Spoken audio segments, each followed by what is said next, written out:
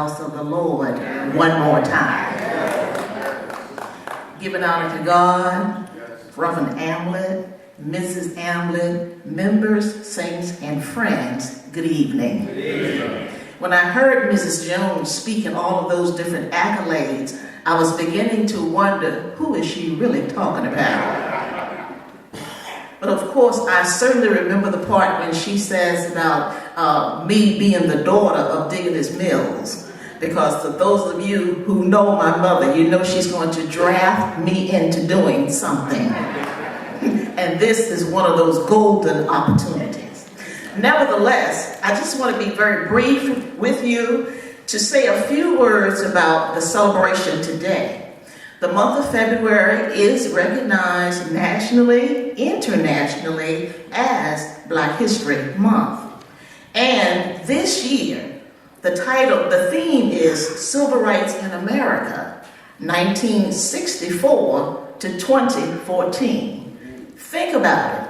We are celebrating the Golden Jubilee of the Civil Rights Act. Now, when you sit and think about it, 50 years ago, for those of you who are over 50, over 60, over 70, and etc., what were you doing in 1964 that you would remember? And I've said this in my church because I see some of my church members here from Celeste Baptist. 1964, I was a ninth grader in Portsmouth, Virginia. And one of the things that's very memorable about 1964 is it was the first time that I traveled by myself. My grandmother and my grandfather were debating on letting me go to Boston to visit my uncle and his wife because they had sent a ticket and they wanted me to come visit Boston to give me other experiences outside of Portsmouth. And I clearly remember my grandmother saying, "Oh no, we cannot let her go by herself." And my grandfather saying, "Well, yeah, we got to let the child go. Let her go on to Boston by herself. It'll be good for her." And the interesting part about it is the fact that I was able to go to Boston and to visit the city and to extend my horizons outside of the city of Portsmouth. So when you think about 1964, the Civil Rights Act, also thinking about, well, where were you, what were you doing, and how have you progressed from that time in your life? So let's go back to talk about the Civil Rights Act. So the Civil Rights Act of 1964, what did it really do? It removed barriers to equal access and opportunity that affected African Americans. So when we say remove barriers, what are we really talking about? As a result of this act and some that followed later, it allowed us to live in certain neighborhoods that we could not live in previously. What else did it do? It allowed us to attend various schools and colleges that we could not attend previously.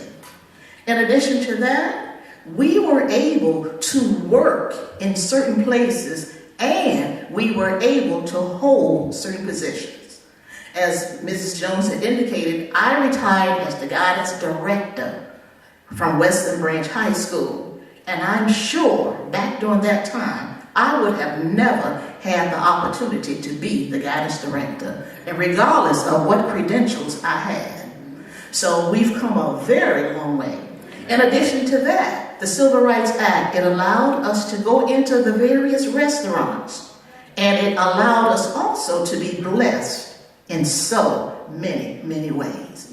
Now, let's look at a few things that had happened before that Civil Rights Act of 1964 came about. In the city of Portsmouth, we had to go outside of a restaurant to get our food. Mosberg and the Circle Restaurant in Portsmouth. You remember that? We would have to go to the window outside to get food from those two places in Portsmouth. Also, when you went to some of the doctor's offices in the area, there was a waiting room that said colored. There was another waiting room that said white. Also, when you went to certain places, you could not use the water fountain because the water fountain was for white people, and then there was another water fountain for colored people. And this is right around in our area. Also, if you went to the movie theater, for example, if you went to the Commodore movie theater downtown, you had to sit in the balcony upstairs.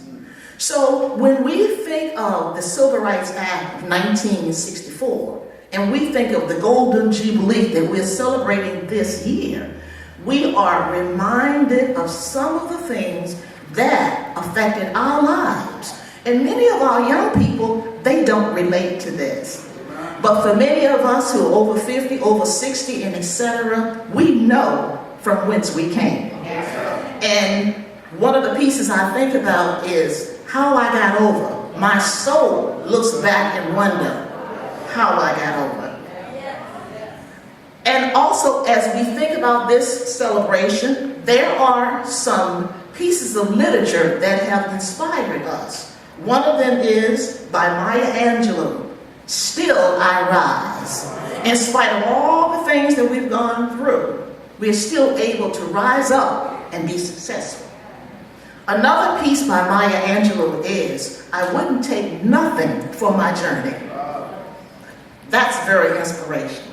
And then there is the poem by Langston Hughes, Mother to Son. I want to share that poem with you because it happens to be one of my favorite pieces. If you would bear with me shortly. Mother to Son by Langston Hughes. Well, son, I'll tell you, life for me ain't been no crystal stair. It's had tacks in it, and splinters, and boards torn up, and places with no carpet on the floor. Bare. But all the time, I've been a climbing on, and reaching landings, and turning corners, and sometimes going in the dark, where there ain't been no light. So boy, don't you turn back. Don't you sit down on the steps, 'cause you find it's kind of hard. Don't you fall down, for I'd see still going, honey. I'd still climbing, and life for me ain't been no crystal stair. We want to thank the Lord for all of our blessings.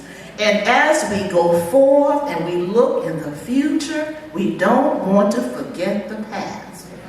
And something that I found to be very encouraging was recently when the Super Bowl was on, everyone was thinking about Peyton Manning.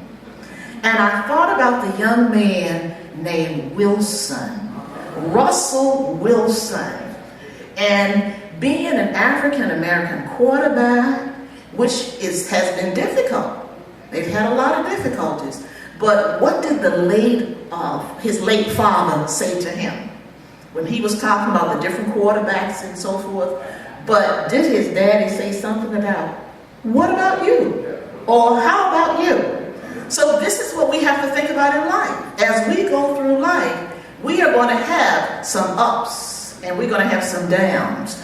But just look in the mirror and say to yourself, what about me? If they can do it, so can I.